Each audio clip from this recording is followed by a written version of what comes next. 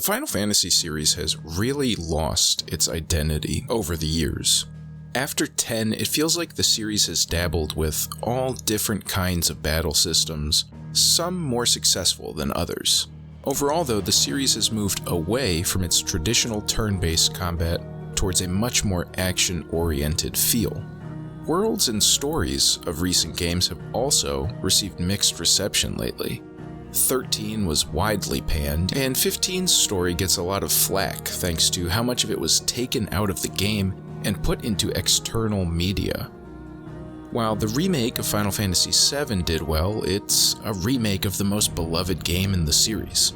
The pressure was high for Final Fantasy XVI, a game that ended up being a simultaneous celebration of the entire series and also the largest departure a game has taken from the core Final Fantasy formula yet.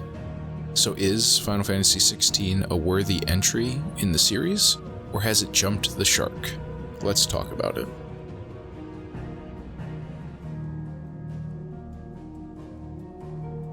These days it feels like each new Final Fantasy game has huge shoes to fill. It's either the weight of the giants in the series setting high expectation, but also the stumbles of recent games also sort of set the bar a little higher. Final Fantasy XVI is in many ways a departure for the series, trying to do something very new in almost every aspect. Fully real-time, action-oriented combat, a medieval setting without a lot of the fantasy elements that you usually find in these games and the science fiction type settings. The player is only able to outfit and control Clive, the game's main character, and they really don't allow for parties in the more traditional JRPG sense.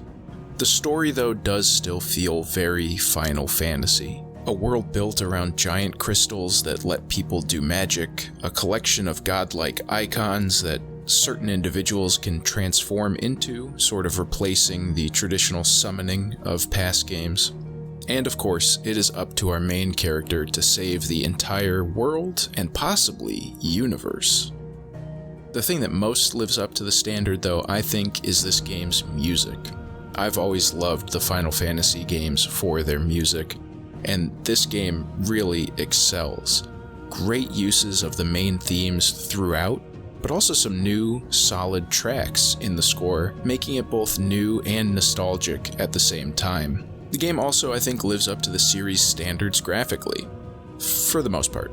The particle effects were especially fantastic, and were used liberally throughout the game's many cinematics. The real only complaint I have graphically is the characters' facial expressions. It felt like they must have been using AI or some general lip sync technology, and it just felt like it never matched up right. And on top of that, there was some weird stuff going on when characters would talk, where their faces would almost smooth out as if the texture wasn't fully loaded or something. It was really distracting to me, and it's something I feel like is happening more frequently in games lately, where everything else graphically looks so much better and then the facial animations seem to be taking steps backwards. Does anybody know what's up with that? If you have any idea, please leave a comment. I'm very curious about it. Now, what may be the biggest departure for this game is its M rating, which unfortunately really felt like it just ended up meaning they were showing more blood, some self-censored nudity, and a copious amount of F-bombs. For the most part, the maturity, and I'm putting that in quotes, screamed teenager writing an adult story, and mostly didn't work. It is nice that they're willing to let characters die, and to let that death be a little realistic, I guess, visceral, something that usually you don't get in these types of games. The story itself, I think, actually starts pretty strong, but does end up meandering a bit in the second and third acts. It opens as kind of a story of nations and war, but ultimately becomes very personal, focusing on Clive and those around him. It really felt like they looked at the complaints that people had with Final Fantasy XII's story and tried to iterate on them to fix them. And in fairness to them, I think they're mostly successful. I really enjoyed the characters in the game, and I appreciate that they let the narrative take the time to flesh them out. they let you get to know them. They almost give you too much time to get to know them. Once you get into the story, many of its main beats feel predictable, but because you actually do care about the people the story is following, I didn't really find myself minding that too much. I also mostly really appreciated the side stories in the game. There's not really a lot of creativity as far as the objectives go, but there are a good number of side quests that focus on this little band of characters that Clive finds himself surrounded by. And many of them have multiple parts, so you'll do a quest for somebody early on in the game, and then later in the game they'll ask you to do something again that sort of follows up on that, and that'll keep happening like 2 or 3 or sometimes 4 or 5 times, and I thought that was really effective. It lets you get to know these characters, these side characters, and kind of grow with them on this story. However, there's also a lot of side quests that are just help this random guy who you've never talked to before, you're never going to talk to him again, and he needs you to just go kill 3 of this thing somewhere. And there's too many of those. I think if they had trimmed down a bit of the fat, both in the main narrative, which does have a lot of dragging moments, and on just the number of side quests, if they had just kept it to those more story character focused ones, I think the narrative and the game itself would have been much better off for it. As it is though, the game feels very bloated with poor pacing, especially in the second half of the game, and especially the ending of the game, where a ton of side quests just get dumped on you right as the game is about to reach its climax. Unfortunately, the game's combat doesn't really help the overall flow of the game either. It's a fairly basic 2-button attack scheme. Now, a slight spoiler, not really. Clive is this chosen one, so to speak, and so he can absorb the power of the other dominance icons in the game, and this will happen as you progress through the story. Each of these has a handful of abilities that you can use, but you can only have 2 equipped to a single icon at a time. Eventually you're able to set 3 icons that you can swap between, but even with this, I never really felt like the combat evolved or felt too deep. I know there's videos out there of people stringing together abilities and combos to stun lock enemies, but it's not necessary, and that's more my complaint.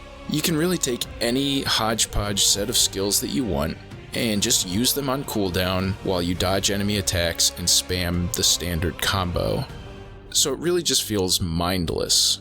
Even boss battles, I thought, failed to get too much more interesting from basic combats. This is all hindered as well by the fact that there's really no progression. Yes, you can upgrade your icon's abilities with skill points, but because you can freely refund any points you've spent, it doesn't feel like you necessarily have a build, and at the same time, after about 1/3 of the way through the game, you have enough points to max out the abilities you're using. So there's really not a lot of growth there either. When you get new icons, you can upgrade their abilities using the points from whatever icon you're going to swap out to replace with a new one. Equipment and levels are also just bigger numbers that you get. There's no special effects or anything like that. The swords just do more attack damage. The armor just raises your defense. You're given 3 accessory slots, but accessories mostly just increase the damage or reduce the cooldowns of individual abilities. It never felt like I was working towards a build. I would pretty much just equip the 3 icons that I personally enjoyed the most and use their maximum damage ability and just spam that on cooldown, and I was able to take on the entire game no problem. I think the Final Fantasy series has really lost its way. What once was the RPG series has tried to become so many things it never was in an attempt to appeal to a wider audience. While I don't think any of the Final Fantasy games have been bad, 16 definitely comes the closest. The combat is shallow and mindless. The story is solid enough, but is overlong and has some severe pacing issues. There's also too much side content, and while some of the quest lines are great, there's too many that aren't. And what's most frustrating about all of it is that you can see the potential that was here. It's just that the final product really didn't make it over the finishing line. So for a final rating, I would give the presentation a 4.5 out of 5, the gameplay a 3 out of 5, the story a 3.5 out of 5, for an overall rating of a 3.5 out of 5. And for value, I would just say watch someone play it on YouTube. Watch a collection of cutscenes on YouTube. There's no need to play through it. But what do you think? Is this the best Final Fantasy game yet? Am I crazy? Let me know in the comments down below. What's your favorite Final Fantasy game? Let me know what other games you want me to review, and I will see you all in the next video.